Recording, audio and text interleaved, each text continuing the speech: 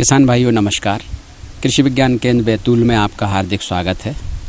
किसान भाइयों, इस समय रबी का मौसम चल रहा है और शीघ्र ही हमारी अगले माह तक मार्च में कटाई आरंभ हो जाती है और कटाई के उपरांत कई किसान भाइयों की जो अर्ली सोइंग होती है, जिनकी पूर्व में बोनी हो जाती है, तो वो जिनके पास पानी उपलब्ध रहता है तो ग्रीष्मकालीन मूंग की खेती करते हैं। तो यहाँ मैं आज आपसे चर्चा करना चाहूँगा कि ग्रीष्मकालीन मूंग की खेती में किन बातों की ध्यान रखें। सबसे पहला है कि उन्नत किस्मों का चुनाव।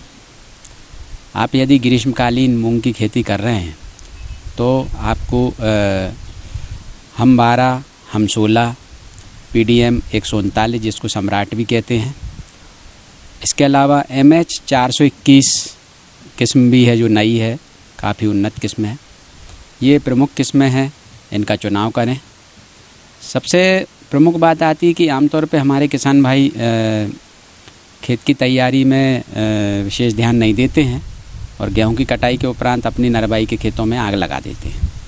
आग लगाने के उपरांत वो खेत को तैयार करने के बाद बुआई का काम करते हैं, तो जिससे उनका जो फसल अवशेष है वो बहुत नुकसान होता है। चूँकि ये दलहनी फसल है तो इसमें सबसे पहली बात है हमें कि बुवाई के पूर्व यदि आपने गेहूं की खेत की कटाई करी हुई है तो आप कुछ ऐसे यंत्र आ गए हैं जिनसे आप सीधी बुवाई का कार्य कर सकते हैं, जिसमें हैप्पी सीडर है जो आप अभी देखेंगे पिक्चर में, जो सीधी बुवाई यंत्र है, और साथ ही साथ zero seed drill, zero till drill भी आती है, जिसमें आप उधर हार्वेस्टर चल रहा होगा, दूसरे आप पीछे से बुवाई का काम कर सकते हैं। चूँकि कटाई के समय सिंचित गेहूं में आमतौर पे इतनी नमी होती है कि इन यंत्रों द्वारा आप बुवाई कर सकते हैं। फिर तदुपरांत आप सिंचाई कर दें, बुवाई के तुरंत बाद आप सिंचाई कर दें। तो ये कुछ ख़ास बातें हैं। यहाँ मैं आपको बता दूँ, ये बात मैंने इसलिए बताई है कि आप जितना भी गेहूं की कटाई करते हैं, 1 हेक्टेयर में जितना गेहूं आपका निकलता है उससे लगभग दुगना, मतलब मान के चलें कि यदि आपका 40 कुंटल गेहूं निकला है तो लगभग 45 कुंटल के लगभग वहाँ पर आपका फसल अवशेष रह जाता है, जो कि सतही फसल अवशेष है। ज़मीन के अंदर के फसल के अवशेष की तो हम बात ही नहीं कर रहे हैं यहाँ पर, वो भी रहता है। और इस तरह से हम ये जो फसल अवशेष है इसको हमें यदि खेतों में मिलाएं तो आपका 45 कुंटल यदि फसल अवशेष खेत में मिलता है तो काफ़ी मात्रा में आपका जैविक खाद बनता है। तो इसको जहाँ भी आप बुवाई का काम कर रहे हैं वहाँ पर्याप्त नमी, पानी की मात्रा पर्याप्त उपलब्ध होना चाहिए, क्योंकि आप बुवाई करेंगे इसके बाद ये फसल अवशेष को सड़ाना होगा, जिसके लिए ये जो यहाँ पर देख रहे हैं हमारे जैविक बहुत सारे बैक्टीरियाज हम लोग तैयार करते हैं, जिसमें बायोडाइजेस्टर जो है हमारा बहुत अच्छा काम करता है ये बैक्टीरिया। और उसको आप ये जो टाँका है इस के अनुसार आप लगभग 200 लीटर पानी में 1.5 से 2 किलो गुड़ और 1 किलो बेसन और साथ ही साथ आप लगभग 100 ml बायोडाइजेस्टर उसमें डाल के लगभग 5 से 6 दिन के लिए छोड़ दें, तो ये फर्मेंट हो जाएगा, सड़ जाएगा पूरी तरह से, और ये बायोडाइजेस्टर आपका छिड़कने के लिए तैयार हो जाएगा, जो कि 1 एकड़ के लिए काम करेगा। तो आपने बुवाई करी उधर, यानी उन्नत किस्में जो मैंने बताई हैं वो, और बुवाई के पूर्व एक बात का और विशेष ध्यान यहाँ पर रखना, बीज उपचार का। किसान भाइयों, बीज उपचार सबसे प्रमुख चीज़ है। दलहनी फसल है मूंग, और कार्बेंडाजिम प्लस मैनकोजेब नामक जो दवा आती है बाज़ार में, कई नामों से आती हैं, आप इनकी जो लगभग 2 ग्राम मात्रा प्रति किलोग्राम बीज के हिसाब से आपको बीज उपचार करना है। 1 एकड़ के लिए मूंग में लगभग 10 किलो बीज मात्रा लगती है, और जो खाद की मात्रा है वो 20-60-20 है, अर्थात 20 किलोग्राम नाइट्रोजन, 60 किलोग्राम स्फुर और 20 किलोग्राम पोटाश। तो ये मात्रा आपको प्रति हेक्टेयर की है। 1 हेक्टेयर में लगभग इतनी खाद आपको देना ही है, NPK की मात्रा देना ही है, जो कि कई संयुक्त उर्वरकों से या अलग अलग उर्वरकों से आप प्रदाय कर सकते हैं। इसके अतिरिक्त मैंने बीज उपचार बताया है, तो 2 ग्राम प्रति किलोग्राम से बीज उपचार करना है, और 1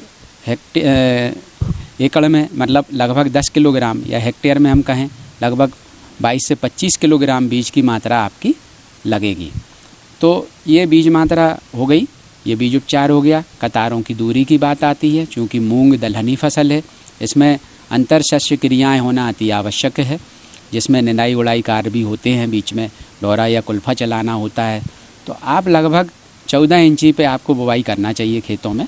जो किस्में मैंने बताई हैं, जो PDM 139 है, MH 421 है और हम 12 हम 16, ये जो किस्में हैं लगभग इनमें से जो अधिकतर किस्में हैं वो 60 दिन में, ग्रीष्मकाल में 60 से 65 दिन में पक के तैयार होती हैं।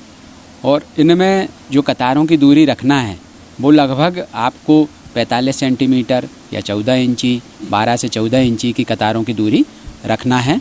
और बीज मात्रा मैंने बताई, उस हिसाब से बीज की बुवाई का कार्य करना है।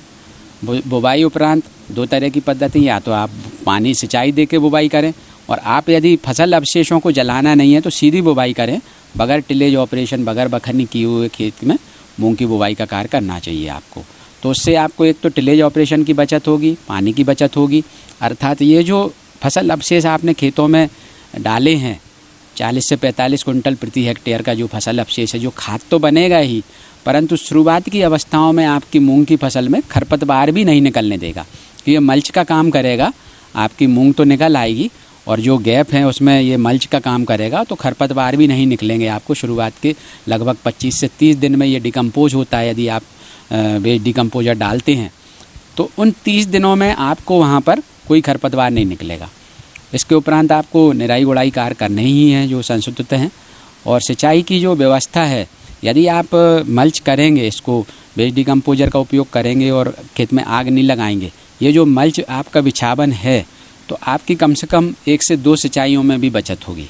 वैसे आमतौर पे 3 सिंचाइयाँ हमारी मूंग की फसल में किसान भाई देते हैं, और लगता है मिट्टी के अनुसार पानी की मात्रा में परिवर्तन होता रहता है, तो आप लगभग 3 सिंचाई ही करें, इससे ज़्यादा सिंचाई ना करें। आपने पहला तो जो सिंचाई है आपका लगभग 25 दिन पे आपको करना चाहिए, 20 से 20 दिन के उपरांत पहली सिंचाई आपको देना है। फिर उसके उपरांत आपको लगभग 40-45 दिन पे एक सिंचाई देना, तापमान और मॉइस्चर नमी को ध्यान में रखते हुए। और अंतिम सिंचाई जब दाना भरने लग जाएगा, फलियां बनने लग जाएंगी, उस समय आपको एक सिंचाई देना है। आप पे यदि 2 सिंचाइयाँ भी हैं तो भी हो जाएगा। यदि मल्च आपने बिछाया हुआ है तो 2 सिंचाई में भी आपका फसल पक के तैयार हो जाएगी। आमतौर पे हमारे किसान भाई फसल पकने की अवस्था पर मूंग की फसल में टोटल बीड किलर का उपयोग करते हैं, जो कि ठीक नहीं है। आप श्रिंकिंग अवस्था में, सिकुड़न अवस्था में, जब आपकी मूंग पकने की अवस्था में होती है, उस समय टोटल बीड किलर डालते हैं और उससे मूंग को सुखा करके फिर हार्वेस्टर चलाते हैं, जो कि पद्धति किसान भाइयों को नहीं अपनाना चाहिए। इसकी जगह होना चाहिए कि अर्ली बोने वाली, अर्ली पक के तैयार होने वाली गेहूं की प्रजातियों को लगाना चाहिए। बहुत उपयुक्त हो कि MP 3336 जो किस्म है, बहुत जल्दी पक के तैयार होती है गेहूं की, लगभग 100 दिन 105 दिन की किस्म है, तो किसान भाई इसको लगाएं। इसके तदुपरांत वो मूंग की बोनी कर सकते हैं, तो उधर उनको कम से कम 20 दिन की बचत होगी। और साथ में ही जो मैंने पद्धति बताई, यदि वो बगैर कल्टीवेशन करे, बगैर खेत को तैयार करे, सीधी बुवाई पद्धति को हैप्पी सीडर या 0 टिल से बुवाई करेंगे, तो भी उनके कम से कम 10 से 12 दिन की बचत होगी। तो ऐसे करके लगभग 1 माह की उनकी बचत होती है। साथ ही जो फसल अवशेष हैं उनमें आग नहीं लगाना है। फसल अवशेष में आग नहीं लगाएंगे तो वो खाद का काम करेंगे। यदि 50% भी खाद बन के तैयार हुआ तो उनको लगभग 20 क्विंटल, 15 से 20 क्विंटल खाद बन के तैयार होता प्रति हेक्टेयर। तो ये छोटी छोटी बातें किसान भाइयों हमको ध्यान रखना है।